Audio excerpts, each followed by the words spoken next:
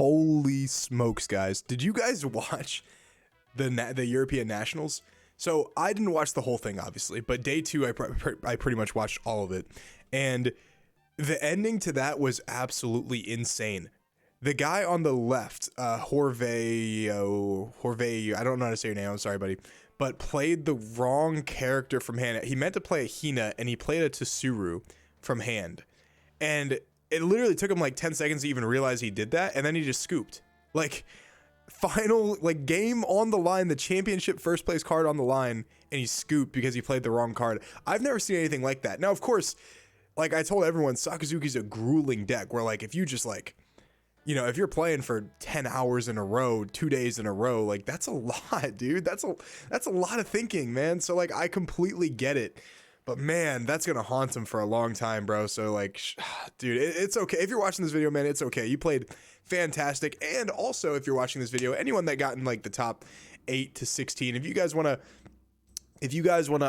you know, hit me up on Discord, which the link's going to be down below. I'd love to get like a couple interviews with you guys, except for the Nami player. I'm not interviewing you.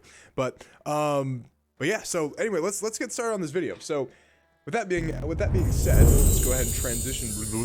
Yeah, so here we go. So this is day one right here. We had about half, actually not even half the tournament. We had about 2,560 players, and only about 800 were playing Sakazuki.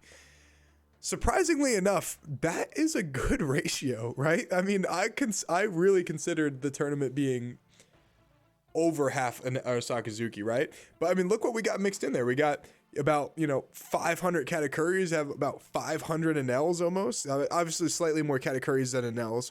We had about 300 Luffys. We had about 100 Newgates, 120s. Now Zoro is a little shocking to me, guys. 120 Zoros. So let me explain this real quick, and let me know if I'm just smoking crack in the comments below. But yeah, so as a Sakazuki player, I don't fear Zoro as much because I feel like if I just draw Lucci, I can, like, I wouldn't say easily win, but I would say it's in my favor, right? So like they play like the Dawn into Buggy or something like that, or like, you know, Nami Buggy, anything I can pop, right? That doesn't have rush.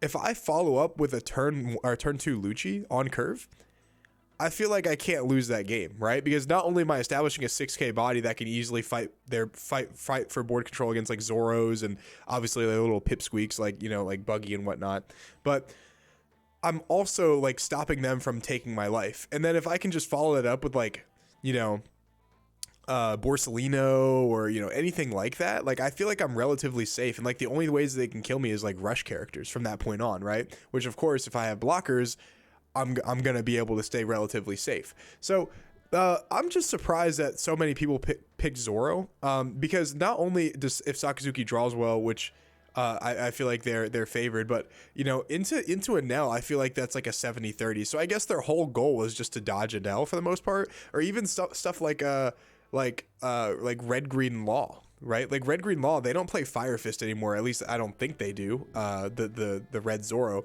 So if they run into like Red Green Law, or even Red Purple Law, or even like high rolling Katakuri and Ace, maybe, like I feel like they just like, I don't know, dude. That's dangerous to pick Zoro in a tournament like this. It's just, to me, that blows my mind. So that's oh, and real quick, big shout out to Orange Samurai D. Obviously, if you guys don't know who he is, you should definitely check him out. He is someone that is very pivotal for the One Piece community.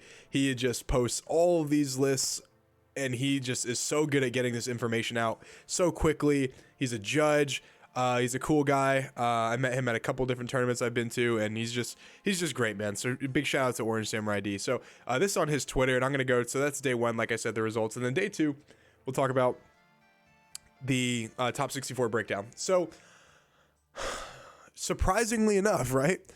Even though Sakazuki was not even close to half of the you know, overall 25. So like I said, 2,500 players played in this tournament, and in the top 64, 28 of them were Sakazuki. So almost half of the top 64 was Sakazuki, even though it wasn't even close to half of the represented decks in the meta, which is a good sign, right? Now this is another question for you guys too, is why is it that in America, Enel is winning like everything, and then in Europe and like, you know, obviously over in Japan, Sakazuki won like everything? Is it like, are Americans just bad at the game?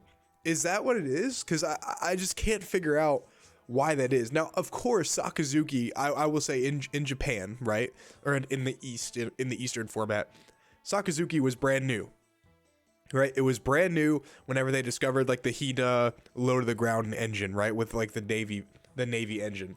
So of course there's not enough time to figure out how to counter it, because I think they figured this out like halfway through the set, like set 5, right? So there's not enough time to like figure out how to counter it, whereas like we had plenty of time to counter it, but that still doesn't explain the EU, right? So like the EU, like Sakazuki's like dominated. Like I just don't get it. Are people just not lucky over there in Europe, or is it just people are better with Sakazuki over there?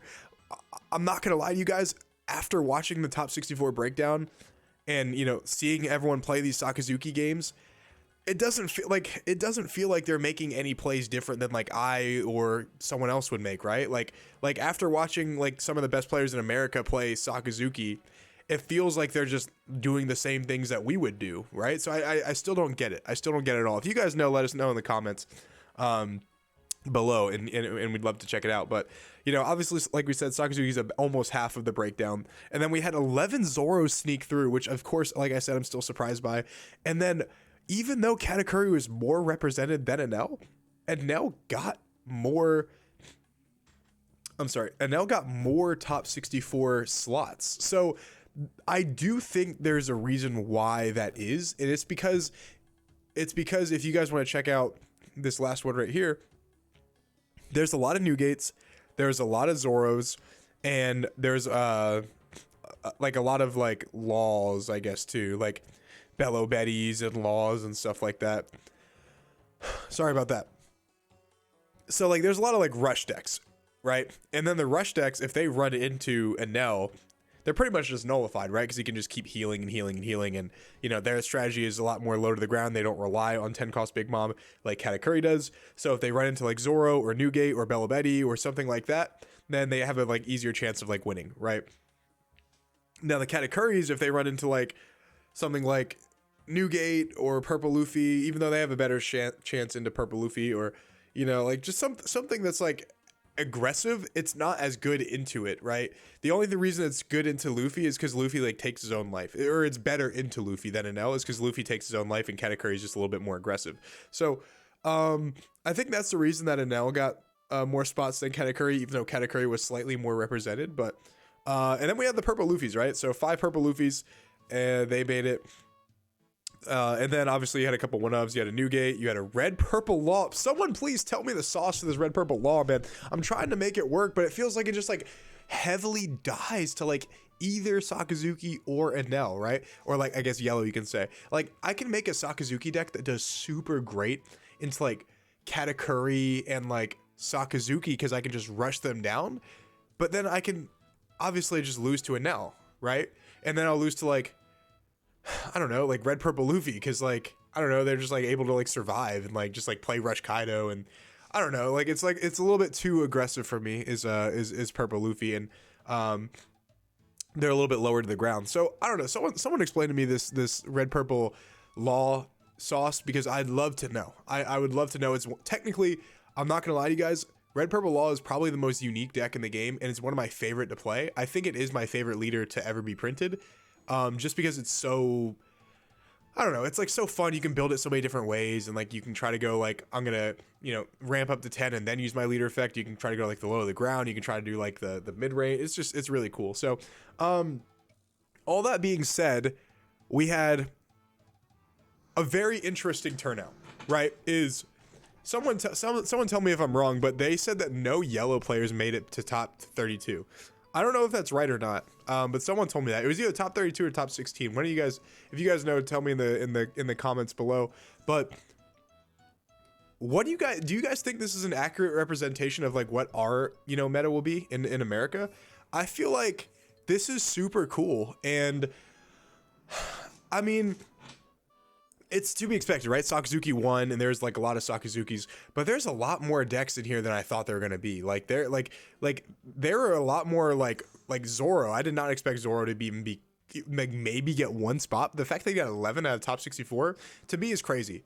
To me, it's absolutely insane. So I'm very curious to see what our meta is going to be like in Nat. So yeah, guys, that's all I got for you for this video. Oh, actually, real quick before I go, I made a video I think about a day and a half ago, showcasing my Kaido deck, and I'm also I revealed my playmats that I'm going to be selling. If you want to get those, I'll put the link obviously through my Discord, and then obviously I'll show a picture of them somewhere on the screen, and they just look fantastic. I think they feel great. They're good to play. So if you guys want to check that out, if I haven't already hit you up, feel free to hit me up on Discord, and I'll see you guys in my next video.